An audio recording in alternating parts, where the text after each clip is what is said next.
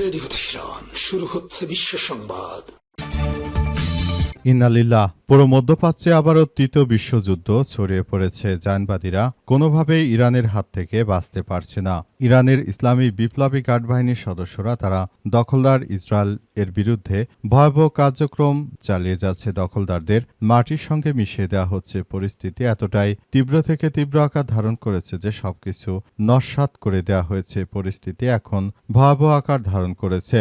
আর এরই মাঝে আমাদের হাতে এসে পৌঁছেছে এই যুদ্ধের সর্বশেষ গুরুত্বপূর্ণ সবথেকে তাজা আপডেট সংবাদ আপনাদের জানিয়ে দিব। প্রথমে জানাবো ফের যুদ্ধ শুরুর আশঙ্কা ইরানের। যুদ্ধবন্ধে মার্কিন যুক্তরাষ্ট্রের সঙ্গে আলোচনায় অগ্রগতি হয়েছে বলে জানিয়েছে ইরানের স্পিকার বাঘের গালিবাফ। তবে তিনি দাবি করেছেন মার্কিন যুক্তরাষ্ট্রকে তারা বিশ্বাস করে না। তারা আমাদের সঙ্গে এর আগে আলাপ আলোচনার মধ্যে আমাদের বিরুদ্ধে হামলা শুরু করেছিল। মার্কিন যুক্তরাষ্ট্র এটি কখনোই গ্রহণযোগ্য হতে পারে না। এরপর জানাবো নিজ দেশেই নেতানিয়াহুর বিরুদ্ধে হাজার হাজার মানুষের বিক্ষোভ। ইসরায়েলের তেল আবিব শহরে দেশটির প্রধানমন্ত্রী বেঞ্জামিন নেতানিয়াহু এবং তার সরকারের বিরুদ্ধে বিক্ষোভে নেমেছে হাজার হাজার মানুষ। আজ ইরান ও লেবাননের সঙ্গে যুদ্ধের ইস্যুতে এই বিক্ষোভ শুরু হয় বলে জানা গেছে এবং এখনও বিক্ষোভ চলছে। এদিকে দ্বিতীয় দফা আলোচনা সোমবার পাকিস্তানে যাচ্ছেন যুক্তরাষ্ট্রের প্রতিনিধিরা। যুক্তরাষ্ট্রের প্রেসিডেন্ট ডোনাল্ড ট্রাম্প জানিয়েছেন যে ইরানের সঙ্গে দ্বিতীয় দফা আলোচনার উদ্দেশ্যে সোমবার ২০ এপ্রিল পাকিস্তানে যাচ্ছে যুক্তরাষ্ট্রের প্রতিনিধি দল। তারা আজ রাতেই পাকিস্তানে পৌঁছেছে বলে জানা গেছে। এবারে জানাবো হরমুজ প্রণালীতে মাইন অপসারণে রোবট পাঠাচ্ছে যুক্তরাষ্ট্র।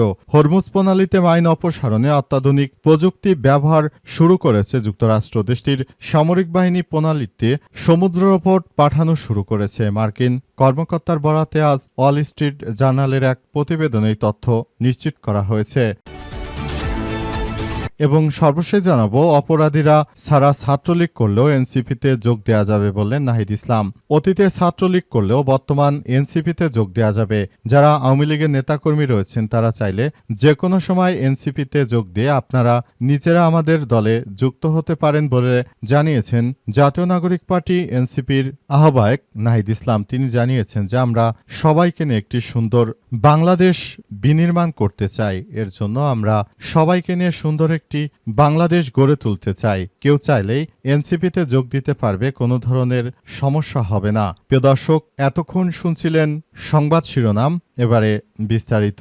তবে তার আগে বন্ধুরা অনুরোধ থাকবে এই সংবাদটিতে একটি লাইক দিন। এই চ্যানেলে আপনি নতুন হয়ে থাকলে আমাদের সংবাদটি দেখতে দেখতে চ্যানেলটি সাবস্ক্রাইব করে রাখুন। কমেন্ট করে বন্ধুরা আপনার মূল্যবান মতামত জানিয়ে দিন আপনি বিশ্বের কোন দেশ থেকে বা বাংলাদেশের কোন স্থান থেকে আমাদের সংবাদটি দেখছেন এবং শুনছেন। আর বন্ধুরা সংবাদটি আপনার সোশ্যাল মিডিয়া ফেসবুকে শেয়ার করে বন্ধুদেরও দেখার সুযোগ করে দিন। গাজা যুদ্ধে আপনি যদি নিরীহ ফিলিস্তিনিদের ভালোবেসে থাকেন কমেন্টে ইয়েস লিখে পুরো বিশ্বকে আমাদের এই সংবাদটি দেখার সুযোগ করে দিন। এবারে বিস্তারিত। ফের যুদ্ধ শুরুর আশঙ্কা ইরানের। যুদ্ধবন্ধে মার্কিন যুক্তরাষ্ট্রের সঙ্গে আলোচনায় অগ্রগতি হয়েছে বলে জানিয়েছে ইরানের স্পিকার মোহাম্মদ বাঘের গালিবাফ। তবে তার দাবি উভয় পক্ষ এখনও সমঝোতা থেকে অনেক দূরে রয়েছে। তেহরান যুক্তরাষ্ট্রকে বিশ্বাস করে না এবং যে কোনো মুহূর্তে তারা ফের যুদ্ধ শুরু করতে পারে বলে সতর্ক করেছেন ইরানের স্পিকার। আজ রাষ্ট্রীয় টেলিভিশনে দেওয়া ভাষণে তিনি এসব কথা জানিয়েছেন। ভাষণে গালিবাফ জানান, আমরা চূড়ান্ত আলোচনা এখনও অনেক থেকে দূরে রয়েছে। আমাদের আলোচনার অগ্রগতি হয়েছে, তবে এখনও অনেক ফাঁক রয়ে গেছে। কিছু মৌলিক বিষয় এখনও অমীমাংসিত। উল্লেখ্য, গালিবাফ ইরানের অন্যতম আলোচক হিসেবে দায়িত্ব পালন করছেন। গালিবাফ আরও দাবি করেন যুক্তরাষ্ট্র এবং ইহুদিবাদী ইসরায়েল যুদ্ধে ইরান বিজয়ী হয়েছে তাদের বিরুদ্ধে এবং শুধু দাবিগুলো পূরণ হয় তারা যুক্তরাষ্ট্রের সঙ্গে সাময়িক যুদ্ধবিরতিতে সম্মত হয়েছে। 2 সপ্তাহে এই যুদ্ধবিরতি আগামী বুধবার শেষ হওয়ার কথা রয়েছে। পাকিস্তান মধ্যস্থতাকারীরা একটি স্থায়ী চুক্তির জন্য প্রচেষ্টা চালিয়ে গেলেও তা এখনও চূড়ান্ত হয়নি এবং মূল প্রতিরোধপূর্ণ বিষয়গুলোতে অগ্রগতির বিষয়টি এখনও নিশ্চিত হওয়া যায়নি বলে তারা নিশ্চিত করেছে এবং তারা জানিয়েছে যে পাকিস্তানে তারা যুদ্ধবিরতি করার জন্য যদি আলাপ আলোচনায় যায় সেক্ষেত্রে বিষয়টি কোন দিকে যায় সেটি এখন পর্যন্ত তারা স্পষ্টভাবে কোনো বার্তা দিতে পারেনি। তারা আরও জানিয়েছে যে বর্তমান সময়ে জায়নবাদীরা যে ধরনের কার্যক্রম শুরু করেছে এটি আসলে কোনোভাবে গ্রহণযোগ্য কোনো বিষয় হতে পারে না। আমরা যত সমস্যাই হোক না কেন পরিস্থিতি মোকাবেলা করে জায়নবাদীদের বিরুদ্ধে তীব্র প্রতিক্রিয়া গড়ে তুলতে চাই বলে নিশ্চিত করা হয়েছে। নিজ দেশে নেতানিয়াহুর বিরুদ্ধে হাজারো মানুষের বিক্ষোভ। ইসরায়েলের তেল আবিব শহরের দেশটির প্রধানমন্ত্রী বেঞ্জামিন নেতানিয়াহু এবং তার সরকারের বিরুদ্ধে বিক্ষোভে নেমেছে হাজার হাজার মানুষ। রাতে ইরান ও লেবাননের সঙ্গে যুদ্ধের ইস্যুতে এই বিক্ষোভ শুরু হয়। বার্তা সংস্থা এএফপিকে দেয়া এক সাক্ষাৎকারে বিক্ষোভকারী সাইম ক্রিভহ্যাক্স বলেছেন, ইরান ও লেবাননের সঙ্গে যুদ্ধ শুরু করার ক্ষেত্রে ইসরায়েল ভুল করেছে। তিনি অভিযোগ করেছেন যে নেতানিয়াহু দেশের জন্য নয় বরং নিজের আইনি জটিলতা এড়ানোর জন্য তিনি এই যুদ্ধ চালিয়ে যাচ্ছেন। নেতানিয়াহুর মতো কোনো কুখ্যাত সন্ত্রাসী তিনি আমাদের প্রধানমন্ত্রী হতে পারেন না বলে তারা নিশ্চিত করেছে এবং তারা আরও জানিয়েছে যে আমরা কখনো এই জায়নবাদী ইহুদিবাদী ইসরায়েলের প্রধানমন্ত্রী এই কুখ্যাত সন্ত্রাসীকে ছেড়ে দিতে পারি না। তিনি শুরু থেকে আমাদের দেশটাকে একটি ধ্বংসস্তূপের দিকে নিয়ে যাচ্ছেন এবং তার মতো কোনো সরকারই আমরা কখনো চাই না বলে নিশ্চিত করেছেন তারা। এবং তারা আরও জানিয়েছেন যে বর্তমান যে পরিস্থিতি চলছে তাতে করে জায়নবাদী দখলদার ইসরায়েলের প্রধানমন্ত্রী এই বেনিয়ামিন নেতানিয়াহুর বিরুদ্ধে আমাদের এই অগ্রযাত্রা চলমান থাকবে।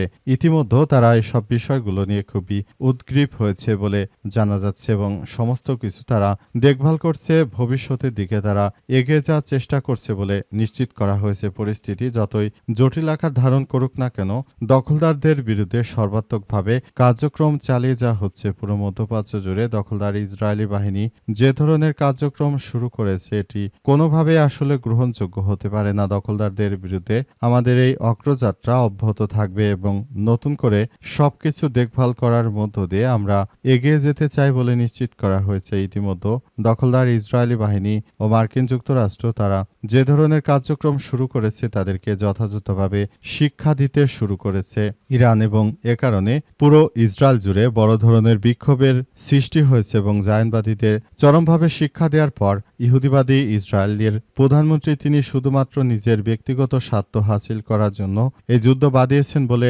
সাধারণ যারা ইহুদি রয়েছে তারা জানিয়েছে এবং তারা নেতানিয়াহুর বিরুদ্ধে বড় ধরনের বিক্ষোভের ডাক দিয়েছে। বর্তমান সেই বিক্ষোভ চলমান রয়েছে বলে নিশ্চিত করা হয়েছে। দ্বিতীয় দফা আলোচনা সোমবার পাকিস্তানে যুক্তরাষ্ট্রের প্রতিনিধিরা। আবারও ইরানের সঙ্গে যুদ্ধবিরতি করতে পাকিস্তানে এসে পৌঁছেছে মার্কিন যুক্তরাষ্ট্রের প্রতিনিধি দল। তারা ইরানের সঙ্গে নতুন করে আলাপ আলোচনা করে তারা এই যুদ্ধবিরতি করানোর জন্য বদ্ধপরিকর। ইতিমধ্যে তারা বুঝতে পেরেছে যে মার্কিন যুক্তরাষ্ট্র পুরোপুরি ফেঁসে গেছে, তারা কোনোভাবেই আর ইরানের সঙ্গে পারছে না। জন্য তারা এই পরিস্থিতি মোকাবেলা করার জন্য এই ধরনের কার্যক্রমগুলো তারা হাতে নিয়েছে এবং তারা মনে করে বর্তমান সময়ে যদি এই মুহূর্তে দখলদার ইসরায়েলি বাহিনী ও মার্কিন যুক্তরাষ্ট্র তারা যদি ইরানের সঙ্গে যুদ্ধবিরতি না করে তাহলে ইরানের মিসাইল হামলায় তারা ধ্বংসপ্রাপ্ত হবে। এ কারণে মূলত তারা পাকিস্তানকে ব্যবহার করে এই যুদ্ধবিরতি করানোর ক্ষেত্রে তারা অনেক বেশি প্রচেষ্টা চালিয়ে যাচ্ছে। তবে পরবর্তীতে আসলে বিষয়টি কোন দিকে যাবে সেটি এখন পর্যন্ত বোঝা যাচ্ছে না। পরিস্থিতি আসলে দিনকে দিন খুবই জটিল আকার ধারণ করছে পুরো পরিস্থিতি এবং সবকিছু তছনছ করে দেয়া হচ্ছে। মধ্যপ্রাচ্য জুড়ে দখলদার ইসরায়েলি বাহিনীর বিরুদ্ধে যেভাবে ইরানের ইসলামিক বিপ্লবী গার্ড বাহিনী হামলা চালাচ্ছে, অতীতে এর আগে কখনো কোনো মুসলিম শক্তি তাদের বিরুদ্ধে এভাবে আক্রমণ চালায়নি। এই আক্রমণের ফলে মূলত দখলদার ইহুদিবাদীরা এখন পুরোপুরি ফেঁসে গেছে এবং দখলদারেরা তারা ধ্বংসস্তূপে পরিণত হয়েছে। এজন্য ইরানের সঙ্গে তারা যুদ্ধবিরতি করে আবারও পরিস্থিতি ঠিক করার জন্য অনেক চেষ্টা চালিয়ে যাচ্ছে। তবে ইরানের পক্ষ থেকে সাফ জানিয়ে দেওয়া হয়েছে তারা কোনো দখলদার বাহিনী কিংবা মার্কিন যুক্তরাষ্ট্র এদের কোনো বিষয়গুলো নিয়ে তারা কোনোভাবেই এই দায়িত্বশীল জায়গা থেকে সরবে না বলে নিশ্চিত করা হয়েছে এবং সবকিছু ধ্বংসস্তূপে পরিণত হচ্ছে। দখলদারদের কোনোভাবেই ছাড় দেবে না ইরানের ইসলামী বিপ্লবী গার্ড বাহিনীর সদস্যরা। পরিস্থিতি যতই খারাপ হোক না কেন তারা পুরোপুরি সক্রিয় অবস্থায় রয়েছে। যে কোনো মুহূর্তে তারা দখলদার মার্কিন যুক্তরাষ্ট্রের বিরুদ্ধে ভয়াবহ আগ্রাসন চালাতে শুরু করবে। হরমুজ প্রণালীতে মাইন অপসারণে রোবট পাঠাচ্ছে যুক্তরাষ্ট্র। মধ্যপ্রাচ্যে যে ধরনের ভয়াবহ কার্যক্রম চলছে, দখলদার ইসরায়েলি বাহিনীকে কোনোভাবেই ছাড় দিচ্ছে না ইরানের ইসলামী বিপ্লবী গার্ড বাহিনীর সদস্যরা। এজন্য দখলদার ইসরায়েলিরা এবং দখলদার যুক্তরাষ্ট্র তারা পুরোপুরি ফেঁসে গেছে। পরিস্থিতি এতটাই ভয়াবহ আকার ধারণ করেছে যে তারা আসলে কোনোভাবেই কোনো কিছু করতে পারছে না। সবকিছু একদম ধ্বংসস্তূপে পরিণত হচ্ছে। পরিস্থিতি মোকাবেলা করার জন্য সবাই একসঙ্গে কাজ করলেও পুরো মধ্যপ্রাচ্য জুড়ে যে ধরনের ভয়াবহ কার্যক্রম শুরু হয়েছে, জায়নবাদীরা যা শুরু করেছে এটি কোনোভাবে গ্রহণযোগ্য হতে পারে না বলে ইরানের পক্ষ থেকে নিশ্চিত করা হয়েছে। তাই তারা হরমুজ প্রণালী পুরোপুরি বন্ধ করে দিয়েছে। কিন্তু শেষ পর্যন্ত হরমুজ প্রণালী খোলার জন্য তারা অনেক বেশি প্রচেষ্টা চালিয়ে যাচ্ছে মার্কিন যুক্তরাষ্ট্র এবং দখলদার ইসরায়েলি বাহিনী। কিন্তু হরমুজ প্রণালীতে ইরানের সামরিক নজরদারি থাকার কারণে পুরো বিষয়টি আসলে কোন দিকে যাবে সেটি এখন পর্যন্ত বোঝা যাচ্ছে না। পরিস্থিতি এতটাই ভয়াবহ আকার ধারণ করেছে যে জায়নবাদীরা পুরোপুরি ফেঁসে গেছে। তারা পুরো মধ্যপ্রাচ্য জুড়ে যে ধরনের আগ্রাসন শুরু করেছিল, ইরান সবকিছু প্রতিহত করে দিয়েছে। মধ্যপ্রাচ্য জুড়ে জায়নবাদী, ইহুদিবাদী ইসরায়েল এবং মার্কিন যুক্তরাষ্ট্র তারা ইরানের বিরুদ্ধে কার্যক্রম চালাতে চেয়েছিল, কিন্তু তারা একটি কার্যক্রমও চালাতে সফল হয়নি। তাই তারা সেখানে রোবট পাঠিয়ে আবার একটি ষড়যন্ত্র করার অপচেষ্টা চালিয়ে যাচ্ছে। তবে তাদের এই ষড়যন্ত্র আসলে মোকাবেলা করা হবে বলে ইরানের পক্ষ থেকে নিশ্চিত করা হয়েছে। বর্তমান সময়ে তাদের বিরুদ্ধে সর্বাত্মকভাবে যুদ্ধ পরিচালনা করছে ইরানের ইসলামী বিপ্লবী গার্ড বাহিনীর বা আইআরজিসির সদস্যরা। তারা দখলদারদের বিরুদ্ধে বড় ধরনের কার্যকর পরিস্থিতি গড়ে তুলেছে এবং পুরো পরিস্থিতি অত্যন্ত জটিলভাবে হলেও সবকিছু এখন সম্পূর্ণ নিয়ন্ত্রণে চলে এসেছে।